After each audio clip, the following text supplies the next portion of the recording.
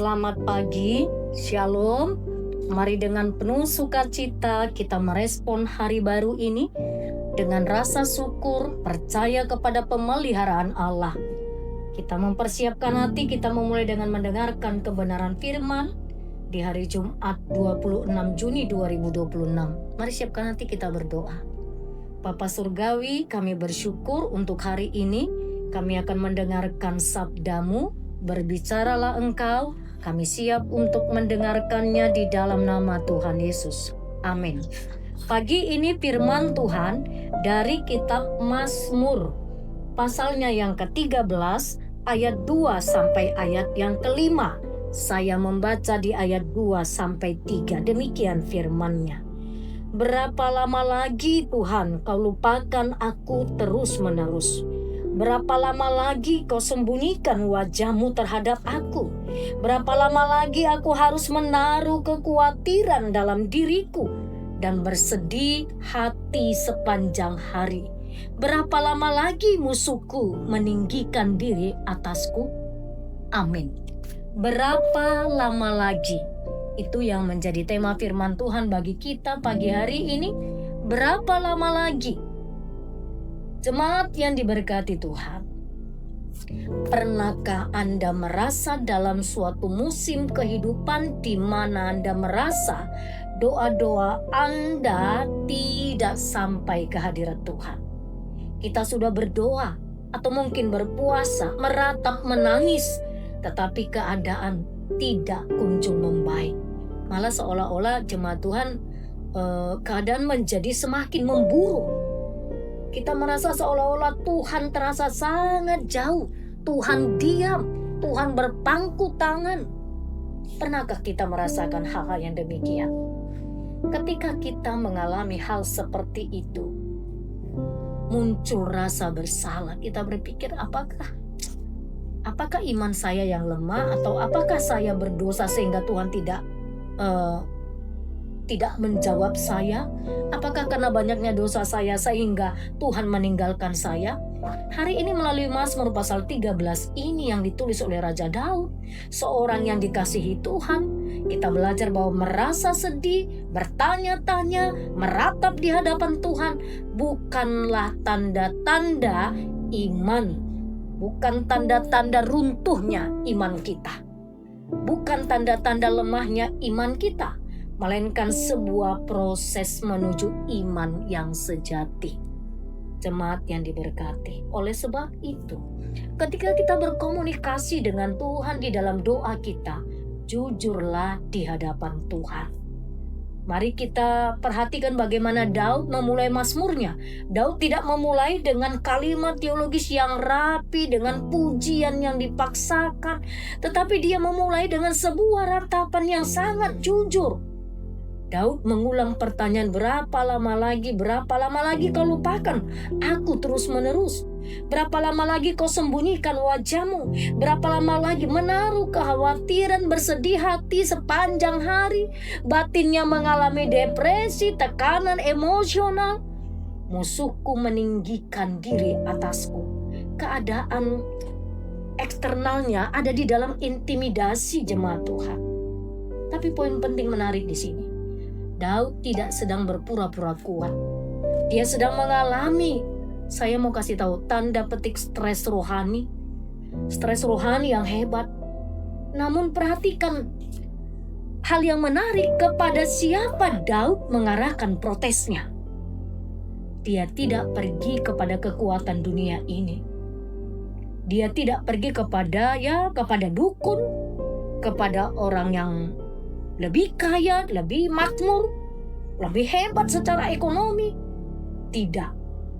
Dia tidak melampiaskannya dengan dosa. Dia tidak meninggalkan imannya. Dia mengarahkan kemarahannya, tanda petik kemarahannya, atau kebingungannya langsung kepada Tuhan. Jemaat Tuhan, banyak orang Kristen mengira bahwa mengeluh kepada Tuhan itu dosa. Padahal Alkitab menyediakan ruang yang besar bahkan untuk sebuah ratapan. Ada kitab ratapan seorang nabi yang besar, Nabi Yeremia. Tuhan tidak mencari orang yang berpura-pura suci, berpura-pura kuat, berpura-pura tersenyum di balik topeng rohani ketika hatinya hancur. Tuhan menginginkan kejujuran hati. Jadi kalau hari ini ada di antara kita yang sedang lelah, katakan lelah mungkin di dalam penantian proses Tuhan menjawab doa kita. Jemaat Tuhan, jangan ragu. Katakan kepada Tuhan, Tuhan, aku lelah. Berapa lama lagi Tuhan? Beri aku kekuatan untuk melihat dengan mata iman, menanti dengan iman, percaya bahwa waktumu adalah yang terbaik. Pelajaran yang kedua, kita harus berani bermohon dan berharap. Meskipun Daud merasa dilupakan.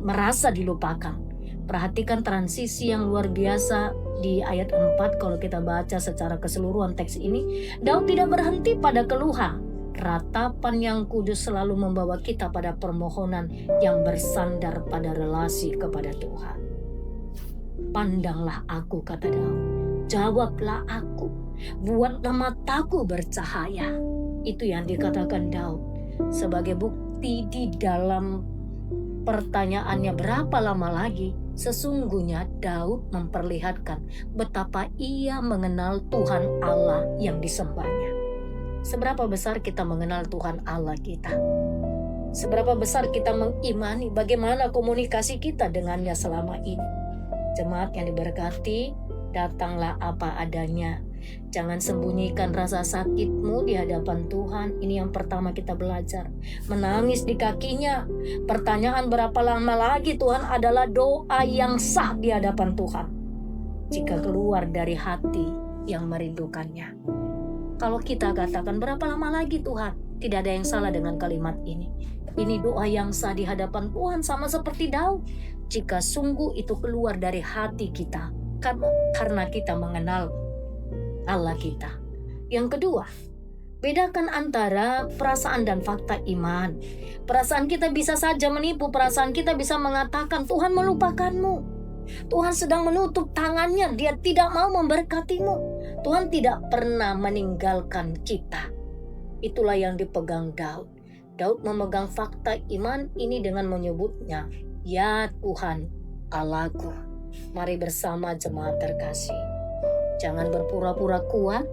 Seberapa berat bebanmu hari ini, seberapa berat pergumulan kehidupan pribadimu, pekerjaanmu, keluargamu, rumah tanggamu, katakan kepada Tuhan, Tuhan, berapa lama lagi aku menanti Engkau memulihkan hidupku, memulihkan keluargaku. Beri aku kekuatan, karena Engkaulah Tuhan Allah kekuatanku. Amin. Kita berdoa. Bapa Surgawi, terima kasih firman-Mu sudah kami dengarkan. Berilah kami kekuatan menghidupi kebenaran firman yang sudah kami dengar hari ini. Seluruh aktivitas kami sepanjang hari ini kami serahkan Tuhan yang pelihara dan berkati, agar satu hari ini juga kami menjadi orang-orang yang hidup berkemenangan di dalam Engkau. Anak-anak kami seluruhnya kami serahkan kepada Tuhan, Engkau yang memberkati dan memelihara kehidupan mereka.